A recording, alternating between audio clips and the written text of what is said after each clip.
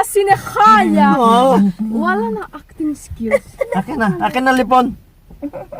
Daw si mo to piece. Hindi? Hindi ba? Armani. Thank you. I'm rich AF. Oh, Diyos ko! Recorded. Ba? Hindi prank na to. Hindi pa ito. Kaya niya pula. Ganito. We're rich na. Yan ang Easter gift namin sa inyo. Oh, sige po. Dags eh. Yan, dito na tayo sa Matala. Kaya bababa tayo. Hindi para Ang hirap naman eh. Taga ano pa eh. Tagahilot pa ng paa eh oh. Natapilok eh. Ayos na? Binidyo mo yun? Oo. Taxi, okay na. So dito na po tayo sa ating final destination sa Matala. Andiyan dyan po yung sa likod natin yung mga ano caves. Yung bawat chamber niyan dati tinitirahan ng mga hippies. Yun dyan nung mga 1970s yung ano mga panahon ng flower powers.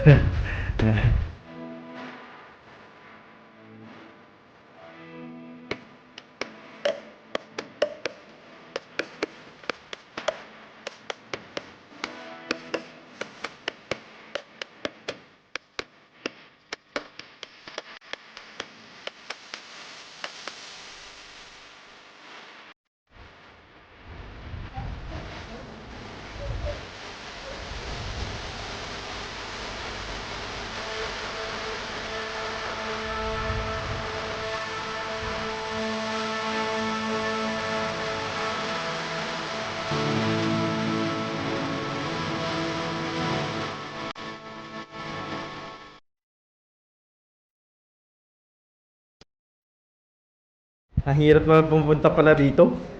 Dito tingnan nyo, meron parang bathtub siya. May parang bathtub, tapos meron siyang ano ba yung arc na ganyan. Meron ba siyang cabinets? May parang mga candle holder pa dito, mga ganyan, lalagyan ng kandila. Dito rin. Process my tea. One more fa. Meron pang tubig. I wouldn't do that.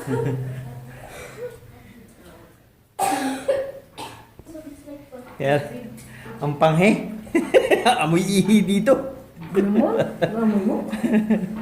Amoy ihi. Wala daw. Ito ang view galing sa loob ng mga caves, mga chambers dito sa may bundok. So, papasok tayo dito sa chamber na to kasi may mga paint sa loob. Siguro yung mga tumira dito, sila yung nag-paint, no? So, ayan, no? May mga paintings. Siguro panahon pa to ng mga 1980s, 1970s. Ayan, yung mga nakatira dito. Imagine pa paano yung kinerve yan. Tapos, papakita ko naman sa inyo yung view ng pag nandito ka sa... Well, pasensya na po mga kababayan at naputol yung video natin doon sa Matala dahil nga po nabasa yung cellphone ko kaya hindi na po ako nakapagpatuloy na mag-film doon. So anyway, this is just to give you information about sa man-made caves ng Matala. During nung mga Minoan times, 220 BC, ginamit po yung Matala bilang pier ng mga Minoans, yung sa Festus Palace, mga Minoans po nakatira doon. So ginamit po siya bilang pier.